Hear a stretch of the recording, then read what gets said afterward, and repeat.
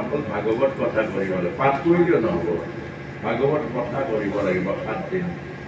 আৰু সেই প্ৰেতাত্মা জুণ্ডুকাৰীক 7 দিন ভাগৱত কথা কৈ মুক্ত কৰিছে। আপোনালোকে চাব, প্ৰেতাত্মা যদি হৈ যায় মানুহ চুইচাইড কৰে, সি আৰু 2জনক মাৰিব, এই আত্মাটোৱে আৰু 2-4জনক মাৰিবই। সেইকাৰণে আমাক কৈছে প্ৰেতাত্মাৰ মুক্তিৰ হ'ল 7 দিন ভাগৱত কথা কৰিব লাগিব নিয়মৰ মাজেৰে, তেতিয়া সেই প্ৰেতাত্মা মুক্ত হ'ব। আৰু জ্ঞান আৰু বৈৰাগ্য, নাৰদ ভক্তিৰ পুত্ৰ 2টা, জ্ঞান আৰু বৈৰাগ্য, আৰু 2টাই হ'ল বেমাৰী আৰু জৰা বুঢ়া। মাক গাভৰু, ভক্তি হ'ল গাভৰু, ভক্তি সুন্দৰী। এতিয়া নাৰদ মুনি গৈ বৃন্দাবনত দেখিলে আচৰিত হ'ল যে এই লগত যে তোমাৰ এইকেইটা কোন? বোলে এইকেইটা মোৰ পুত্ৰ, ইমান বেমাৰী, ইমান বুঢ়া। বোলে জ্ঞান আৰু বৈৰাগ্য, অৰ্থাৎ জ্ঞান আৰু বৈৰাগ্যক এতিয়া কোনেও আদৰ নকৰে, এতিয়া অকল ভকতি কৰে। ভকতি অকল কৰে জ্ঞান আৰু বৈৰাগ্য। এই ভাগৱতনো কি জ্ঞানৰ দ্বাৰা বুজি নাপায়, কিতাপ বুলি ভাবে। জ্ঞানৰ দ্বাৰা নিয়ম কি আছে, কি নিয়ম আছে, এইবোৰ নিয়ম চিয়ম বুজি নাপায়। এনে ওপৰে ওপৰে যি মন যায় তাকে কৰি দিয়ে। নিয়মত কৰিব লাগিব, চবৰে নিয়ম আছে। স্কুল পাতিলে নিয়ম পাতিব লাগিব, ঘৰ পাতিলে নিয়ম, নামঘৰ পাতিলে নিয়ম, ভাগৱত কৰিলে নিয়মত হ'ব, শ্ৰাদ্ধ কৰিলে নিয়মত হ'ব, বিয়া পাতিলে নিয়মত হ'ব। এতিয়া আমাৰ বৰ্তমান কি হৈছে কলিযুগত, যে জ্ঞান নাই, মানে নিয়মটো নাই, বিচাৰ নকৰে, কৰিলেই হ'ল নহয়। কোনোবা এজনে কৰিলে সেইটো কৰিব লাগে, অগেটোকে কৰিব লাগে, সেইটো হ'ল জ্ঞান নাই। আৰু কৈছে বৈৰাগ্য নাই, ভাগৱতৰ গাব, ইবেদিও খাব। যে ভাগৱত গাব আৰু যিখন মুখেৰে ভাগৱত গাব সেইখন মুখেৰে আকৌ বেয়া বস্তুও খাব। যিকেইজনে ভকতৰ বস্ত্ৰ পিন্ধিব আৰু অভকতৰ কথা ক'ব, মানে নিয়ন্ত্ৰণ কৰিবলৈ বৈৰাগ্য। মই ভকত হৈছোঁ আৰু ভকতৰ মতে চলিম, বাহিৰা বস্তু মই খাব নোৱাৰিম ন। বৈৰাগ্য মানে এৰিব লাগিব, এৰিব নোৱাৰে। সেইকাৰণে যদি এৰিব নোৱাৰে, তেতিয়াহ'লে যদি জ্ঞানো নাই, ভকতি আগ কেনেকে বঢ়াব? এইটোৱে ভগৱতী মাতাই কৈছে, হে দেৱৰ্ষি, সন্মুখত আহিছে ভয়ানক কলিযুগ। এতিয়া কলিযুগত মানুহে জ্ঞান আৰু বৈৰাগ্যক বাদ দি ভক্তি কৰিব, মাত্ৰ অকল ভক্তি কৰিব, পৰি সেৱা কৰিব। কিয় সেৱা কৰিব লাগে নাজানে। সকামেকে সকাম পাতিব, সকামত অৰ্থটো কি, সকামটো কেনেকে পাতিব লাগিব, কি কৰিব, সেইটো নাজানে। দেখাক দেখি অমুকে পাতিছে আমিও পাতো, অমুকে কৰিছে আমিও কৰোঁ। সেইকাৰণে ইমান বৰ ভকতি কৰিব, কিন্তু ভকতিৰ ফল নাপাব, তেতিয়া ভকতিৰ বদনাম হ'ব। আমি যে আজি বদনাম নাই কৰা জানো, যে ভাগৱত লুটি খাই আছে, ভকত লুটি নাই খোৱা, আমি নকওঁ জানো বাৰু, কেলে নাই খোৱা? অৰ্থাৎ যেনেকে ভাগৱত কৰিব লাগে তেনেকে নকৰিলে লুটি নাখাব। আমি ভকতি যেনেকৈ কৰিব লাগিব, ধৰি লওক আমি নামঘৰত ভকতি কৰিছোঁ, পিতা মাতাক ভকতি কৰিছোঁ নে নাই? মা দেউতা দেখা ভগৱান, যিয়ে মোক জন্ম দিলে, যি গৰ্ভত 9 মাহ 10 দিন ৰাখিলে, যি স্তনৰ দুগ্ধ পান কৰালে, যি বিষ্ণামূত্ৰ ধুৱালে, যি মোক গোটেই জীৱনৰ সৰ্বস্ব ত্যাগ কৰি ডাঙৰ দীঘল কৰিলে, সেই মা দেউতাক যদি ভক্তি কৰা নাই, তেতিয়া ভগৱানক ভক্তি কৰিলে ফল পাব জানো? আচল সেই জ্ঞানটো সেইটো লাগিব। ভক্তিটো ক'ৰ পৰা আৰম্ভ কৰিম? এতিয়া ভক্তি মাতাই কৈছে, এনে দেখুৱাই লোকে সেৱা কৰিছে তুমিও সেৱা কৰিলা, লোকে আঁঠু কাঢ়িছে তুমিও আঁঠু কাঢ়িলা, এনেকে ভক্তি কৰিলে ভক্তি মাতাই কৈছে মই উদ্ধাৰ কৰোঁ কেনেকৈ? ভক্তি অৰ্থাৎ এজনে শিক্ষা পাবলৈ LP স্কুলৰ পৰা শিক্ষা এৰিব নালাগিব। শিক্ষাৰ লাইনটো আহিছে LP স্কুল, হাই স্কুলৰ পৰা কলেজ, কলেজৰ পাছত ইউনিভাৰ্চিটি, এনেকেহে আগবাঢ়ে। এতিয়া যদিহে আৰম্ভণি কৰা, আৰম্ভণি মোৰ মা দেউতা দেখা ভগৱান, পিতৃ মাতৃ দেখা ভগৱান। আৰু আৰম্ভণি ক'ত হ'ব লাগিব? ঘৰত হ'ব লাগিব। আৰম্ভণি নামঘৰত নহয়। ঘৰৰ পৰা আৰম্ভণি কৰি গাঁৱৰ নামঘৰৰ পৰা তাৰ পাছতে সমাজলৈ, তাৰ পাছতে বাহিৰলৈ, তেনেকে গ'লেহে ভকতিটো হ'ব।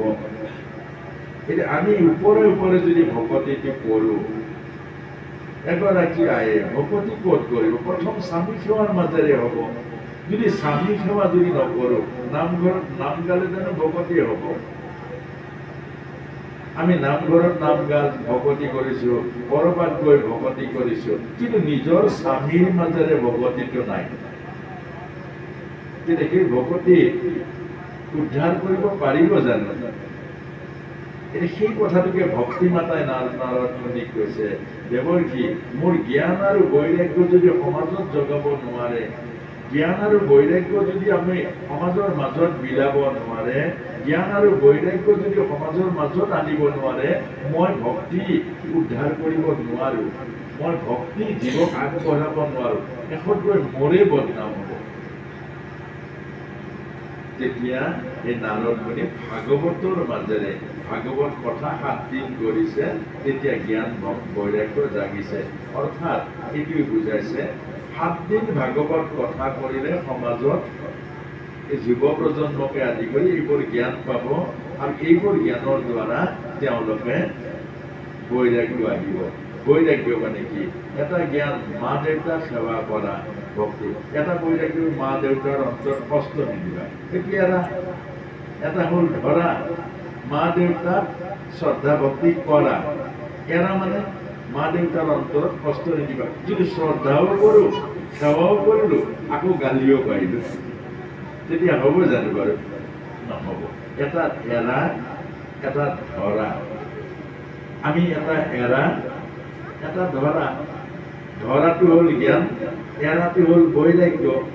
আৰু যদি এৰা ধৰা, বেয়াটো এৰো, ভালটো ধৰো, তেতিয়া ভকতি উদ্ধাৰ কৰিব পাৰিব নে নোৱাৰে বাৰু? এই কথাটোকে কৈছে নাৰদ মুনি। আৰু সেইটোৱে হ'ল 3টা অৱস্থা, জ্ঞান বৈৰাগ্য ভক্তিৰ দ্বাৰা, অৰ্থাৎ সপ্তাহ শ্ৰৱণৰ জ্ঞানৰ দ্বাৰা ভাগৱতৰ সমাজত জ্ঞান বৈৰাগ্য ভকতি 3টাৰ মিলন ঘটিব, আৰু সমাজ এখন আধ্যাত্মিক সমাজ হ'ব, এখন বৈকুণ্ঠৰ সুখ পোৱা সমাজ হ'ব। প্ৰত্যেক ঘৰবোৰ সৰগৰ সুখেৰে ভৰি পৰিব। এতিয়া আমি বৰ সৰগ কেনেকে পাওঁ? মৰাৰ পাছতহে স্বৰ্গীয় মুখ নাপাই জানো?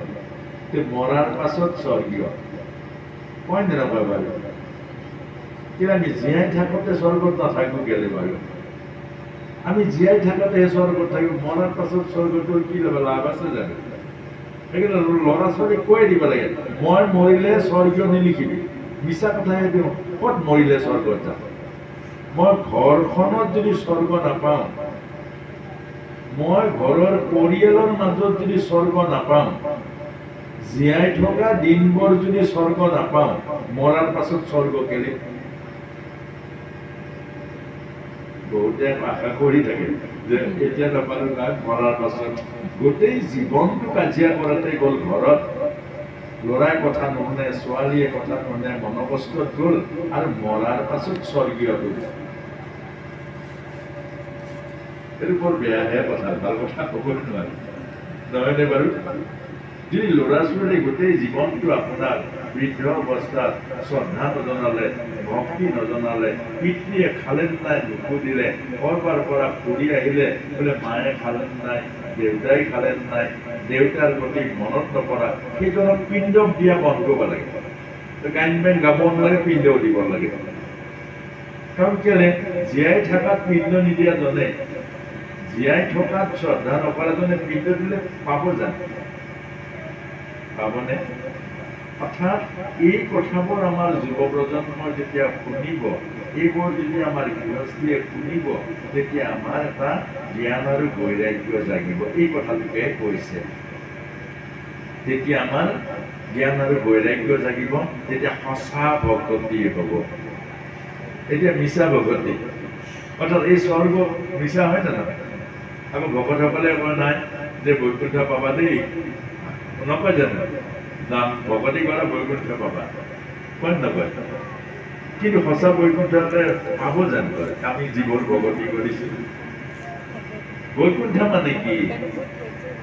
যিখন ঘৰত স্বামী ভাৰ্যাৰ আত্মিক সম্বন্ধ আছে, যিখন ঘৰত পিতৃৰ দুখবোৰ পুত্ৰই বুজি পায়, যিখন ঘৰত মাতৃৰ কষ্টবোৰ কন্যাগৰাকীয়ে বুজি পায়, যিখন ঘৰত ইজনে সিজনক সহায় কৰিবৰ কাৰণে লাগি থাকে, মা ৰবাচোন ৰবা, তুমি থোৱা মই কৰোঁ।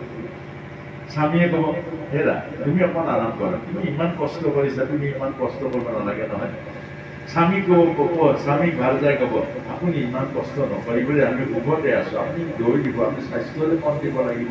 যিখন ঘৰত বৃদ্ধ পিতৃ মাতৃ বিচনাত শোৱাৰ পাছত চৰণ দবাব, পুত্ৰ কন্যাই মালিচ কৰিব, বোৱাৰী আৰু পুতেকে যাব চৰণ দবাব, তাৰ পাছতে মাকে ক'ব, অ কোন ৰাতি বেছি হ'ল, যা শুই থাকে যা। এয়া বৈকুণ্ঠ, এয়াহে বৈকুণ্ঠ, সেইবোৰ বৈকুণ্ঠ, সেইবোৰ স্বৰ্গ, সেইবোৰ সঁচা স্বৰ্গ, সেইবোৰ সঁচা বৈকুণ্ঠ। আৰু সেইবোৰতো আমি পঢ়ি ল'ব পাৰোঁ, বনাই ল'ব পাৰোঁ, বৈকুণ্ঠ বনাই ল'ব পাৰোঁ, আমি স্বৰ্গ বনাই ল'ব পাৰোঁ, আৰু আমাৰ জীৱন স্বৰ্গৰ বৈকুণ্ঠৰ ৰূপেৰে ভৰাই তুলিব পাৰোঁ। আৰু এনেকুৱা এখন স্বৰ্গ পাবলৈ ভাগৱত আহিছে, এনেকুৱা এখন স্বৰ্গ পাবলৈতো আমাক ভগৱান আহিছে, এনেকুৱা এটা সুখ পাবলৈতো আমাক ভাগৱত ভগৱান অৰ্থাৎ ভগৱান যাওঁতে কৈ গৈছে যে মই ভাগৱতত থাকিম, মই ভাগৱতত থাকিম, আৰু ভাগৱতৰ মাজেৰে তুমি মোক পাবা, মোৰ ধাম পাবা, মোৰ পৰিকৰ পাবা, মোৰ সুখ পাবা, আৰু সেয়াই হ'ব স্বৰ্গ আৰু বৈকুণ্ঠৰ সুখ আৰু আনন্দ। এতিয়া আমি ভাগৱতলৈ যাম, অকণমান নাম অকণমান শুনিম। অৰ্থাৎ সকলে খুব শৰীৰৰ জড়তাটো